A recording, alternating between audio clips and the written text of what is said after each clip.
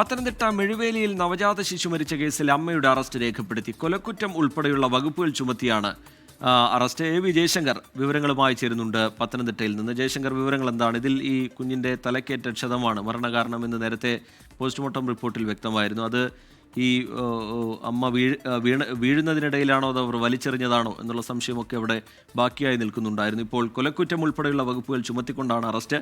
എന്താണ് പോലീസ് വ്യക്തമാക്കുന്നത് കൂടുതലായി? വി ജയശങ്കർ.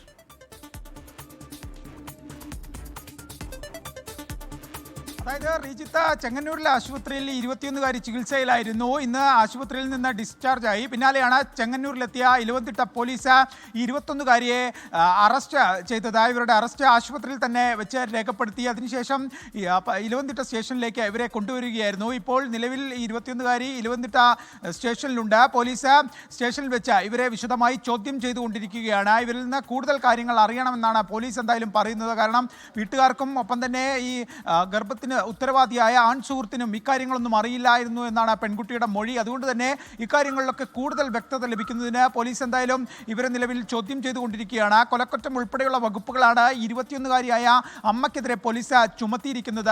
ഈ ആദ്യഘട്ടത്തിൽ പെൺകുട്ടി പറഞ്ഞത് താൻ ഒറ്റയ്ക്ക് ഇത്തരത്തിൽ പ്രസവിച്ചു, അതിനുശേഷം പൊക്കിൾ കൊടി മുറിച്ചു, ശുചിമുറിയിൽ പോയ ഘട്ടത്തിൽ കുഞ്ഞ് നിലത്ത് വീണു, ഇതാണ് തലക്കേറ്റ ഈ ക്ഷതത്തിന് കാരണമെന്നാണ്. പക്ഷേ പോലീസ് ഇതുമായി ബന്ധപ്പെട്ട് പറയുന്നത് ഈ നവജാത ശിശുവിനെ ഈ പെൺകുട്ടി അടുത്ത വീട്ടിലെ പറമ്പിലേക്ക് വലിച്ചെറിയുന്ന ഘട്ടത്തിൽ അങ്ങനെയാണ് തലയ്ക്ക് മുറിവേറ്റത്. അതുകൊണ്ട് തന്നെ ഇതൊരു കരുതിക്കൂട്ടിയുള്ള കൊലപാതകം എന്ന് തന്നെ പോലീസ് ഇതിനെ വിലയിരുത്തുന്നു. അത്തരത്തിൽ തന്നെയാണ് പോലീസ് ഗൗരവകരമായി അമ്മയ്ക്കെതിരെ നരഹത്യാ കുറ്റം, കൊലപാതക കുറ്റം ചുമത്തുക എന്നൊരു തീരുമാനത്തിലേക്ക് എത്തിയത്.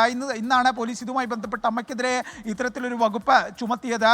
എന്തായാലും ഇവരെ സ്റ്റേഷനിൽ എത്തിച്ചിരിക്കുന്നു. നിലവിൽ ചോദ്യം ചെയ്തുകൊണ്ടിരിക്കുകയാണ്. തെളിവെടുപ്പ് ഉൾപ്പെടെയുള്ള കാര്യങ്ങളിലേക്ക് കടക്കാൻ പോലീസ് ആലോചിക്കുന്നുണ്ട്. എന്തായാലും അക്കാര്യത്തിൽ തീരുമാനമായിട്ടില്ല. നിലവിൽ ചോദ്യം ചെയ്യുന്നു. എന്തായാലും വളരെയധികം മാതൃത്വത്തിന് തന്നെ നാണക്കേടുണ്ടാക്കുന്ന തരത്തിലുള്ള സംഭവങ്ങളാണ് ഇലവന്തിട്ടയിൽ നിന്ന് വന്നത്. ഈ കുഞ്ഞിനെ പ്രസവിച്ച കാര്യമോ ഇല്ലെങ്കിൽ ഗർഭിണിയായ കാര്യമോ വീട്ടുകാർക്കോ ഇല്ലെങ്കിൽ മറ്റാർക്കും അറിയില്ല. താൻ ഒറ്റയ്ക്കാണ് ഇത്തരത്തിൽ പ്രസവം.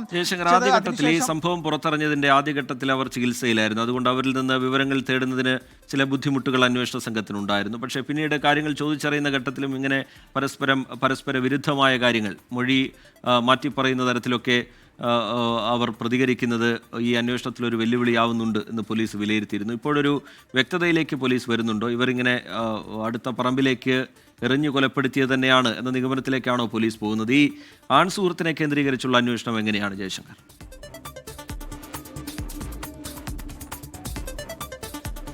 അതായത് റീജിത്ത്, ഈ ബോധപൂർവ്വമല്ലെങ്കിലും ഈ പെൺകുട്ടി കുഞ്ഞിനെ വലിച്ചെറിഞ്ഞപ്പോൾ ആ ഘട്ടത്തിൽ തലക്കേറ്റ പരിക്ക് തന്നെയാണ് മരണകാരണം നവജാത ശിശുവിൻ്റെ എന്നാണ് പോസ്റ്റ്മോർട്ടം റിപ്പോർട്ടിൽ പറയുന്നത്. തലക്കേറ്റ ക്ഷതം തന്നെയാണ് മരണകാരണം. അതുകൊണ്ട് തന്നെ ഈ പെൺകുട്ടിക്ക് ആ ഉത്തരവാദിത്വത്തിൽ നിന്നും ഒഴിഞ്ഞു മാറാൻ സാധിക്കില്ല. കൊലക്കുറ്റം നിലനിൽക്കുമെന്നാണ് പോലീസ് പറയുന്നത്. ഇനി ആവശ്യമെങ്കിൽ മറ്റു തരത്തിൽ ഇവർ കോടതിയിൽ പോയി നിയമപരമായി ഇതിനെ നേരിട്ട് എന്നൊരു നിലപാടും പോലീസ് സ്വീകരിക്കുന്നുണ്ട്. ഈ ആൺസുഹൃത്ത് വർഷങ്ങളായി പെൺകുട്ടിക്ക് അടുപ്പമുള്ള ഒരാളാണ്.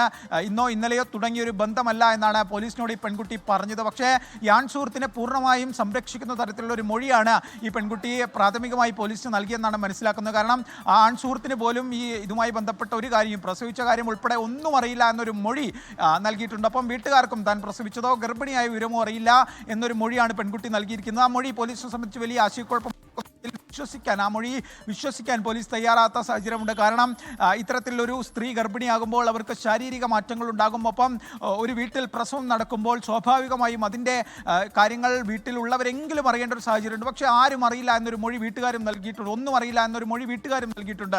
ഇതിൽ പോലീസിന് വലിയ അവിശ്വാസമുണ്ട്.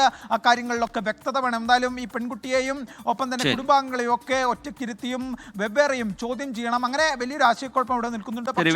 ചോദ്യം ചെയ്യലിലേക്കും സംഭവ സ്ഥലത്തെത്തിച്ചുള്ള തെളിവെടുപ്പിലേക്കുമൊക്കെ പോലീസിന് കടക്കേണ്ടതുണ്ട്. മെഴുവേലിയിൽ നവജാത ശിശു മരിച്ച കേസിൽ അമ്മയുടെ അറസ്റ്റ് ഇപ്പോൾ പോലീസ് രേഖപ്പെടുത്തിയിട്ടുണ്ട്. കൊലക്കുറ്റമാണ് ചുമത്തിയിരിക്കുന്നത്.